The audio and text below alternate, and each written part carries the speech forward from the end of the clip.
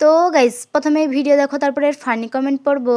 तो चलिए शुरू करते हैं। কি হচ্ছে এত রাত্রে বেলায়? বাবা তোর যা বায়না, কি মা? কি এরকম বায়না করে এগুলো? কটা বাজে? রাত 11টাই বাজে তো। তুই কি খাচ্ছিস? আহ अभी मजा आएगा ना भिड़ो। মা, এত রাতে সৌগত ভাই কি আমার বাবা এ কি খায় গো? ও আমি কথা বলতে পারছি না, আমার দিকে জল চলে আসছে গো, কথাই বলতে পারছি না আমি। সত্যি তো রাতে আমরা সেলিব্রেট করছি টক।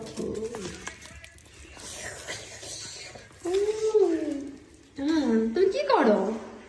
ভাত খাবো, তুই টকা টকা খা, আমি ভাত খাবো। ভাত খাবো? আমার জন্য ভাত রেখো। থাকবে এখানে।